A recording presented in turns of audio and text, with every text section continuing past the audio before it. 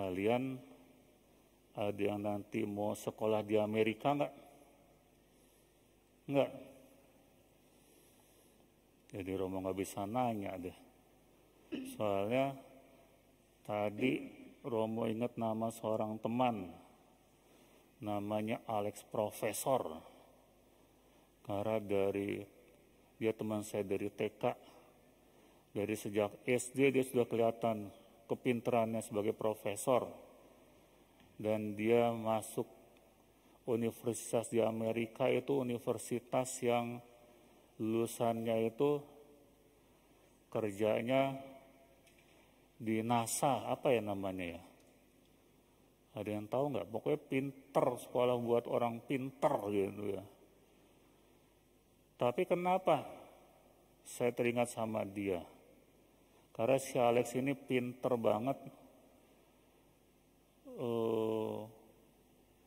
Dan ketika sekarang ini seumuran saya, dia menjadi prodiakon. Adalah pinter. Maksudnya adalah, kan kadang-kadang kita merasa antara kecerdasan dengan iman itu kadang-kadang terpisah gitu ya. Orang pinter katanya orang yang jauh dari Tuhan gitu ya. Tapi dia enggak. Dia menjadi prodiakon. Seperti Bapak yang duduk di situ jadi prodiakon.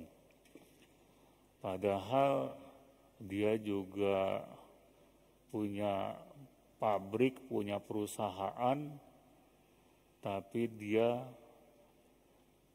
sekarang lebih banyak berdoa daripada bekerja. Dan berdoanya lebih banyak dari saya karena dia itu berdoa seperti biarawan-biarawati. Terus ini yang paling menarik buat saya ketika saya pernah pergi ke Yerusalem dengan dia. Jadi saya senang waktu itu ziarah ke Yerusalem dengan dia dan dia sharing. Mukjizat yang paling luar biasa adalah bagaimana roti, anggur menjadi tubuh dan darah Kristus. Kalau yang omong itu adalah pastor, suster, biarawan-biarawati, atau orang-orang yang di seputaran gereja sih buat saya nggak masalah. Tapi dia orang pinter, profesor, dipanggil profesor sejak SD. Dan saya tadi juga merenungkan, saya beruntung banget dibanding perasaan saya merasa lebih beruntung daripada kalian dalam pembinaan Katolik. Karena apa? TK saya TK Katolik di TK Teresia, jadi seperti Santa Maria, seperti beberapa dekan Santa Maria, TK saya Teresia. SD saya Belarminus Katolik juga, SMP saya Canisius Katolik juga, SMA saya Canisius Katolik juga. Jadi saya merasa beruntung dibanding kalian ya, sehingga bikin tanda salib saya lebih benar daripada kalian. Karena apa? Saya di sekolah Katolik yang dari TK itu susternya itu galak-galak, ngajarin berdoa ya. Kalau suster zaman sekarang galak gak sih? Yang di Santa Maria, suster dulu galak bener. Enggak ya? Nah, tapi saya merasa beruntung. Nah, si Alex ini sama saya. Dari TK-nya sama, SD-nya sama, SMP-nya sama, SMA-nya sama, tapi kemudian dia ke Amerika. Dan dia mengatakan bahwa mukjizat yang luar biasa adalah roti menjadi tubuh dan darah Kristus. Saya wow, karena dia adalah orang pintar. Nah, kalau kalian mau lebih tahu lagi tentang apa yang terjadi setiap perayaan Ekaristi, tentang mukjizat itu, tinggal browsing saja di internet. Miracle of Eucharist,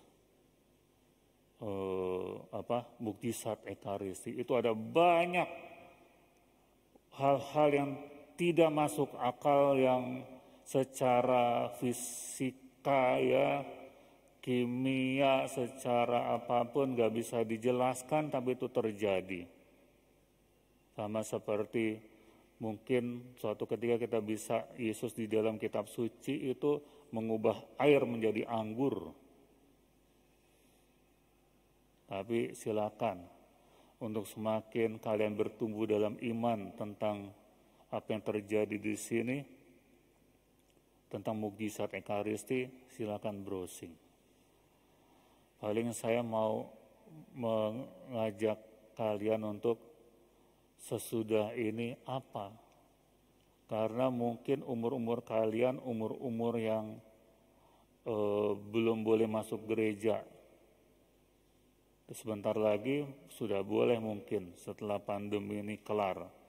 Tapi Anda harus terus melanjutkan ikut perayaan Ekaristi secara online kalau tidak bisa ikut offline. Dan ya seperti yang terjadi mukjizat itu secara ilmu pengetahuan tidak bisa dipahami, tapi itu yang terjadi. Itu juga yang saya yakin terjadi ketika kita merayakan Ekaristi secara online.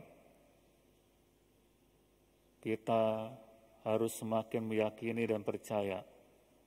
Walaupun itu komuni batin, walaupun kalian di rumah, pastornya di gereja, berkat-berkat Tuhan itu tetap terjadi.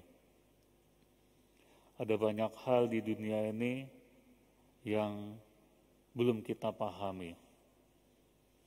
Tapi dengan iman kita berharap kita akan semakin mampu mengenal Tuhan. Semakin mampu memahami bahwa benar-benar yang terjadi di sini adalah benar-benar roti dan anggur menjadi tubuh dan darah Kristus. Amin.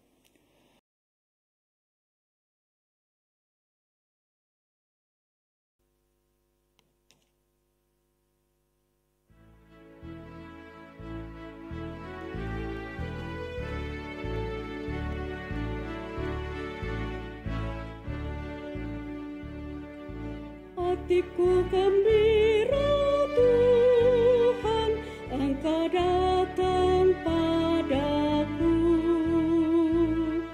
Hatiku gembira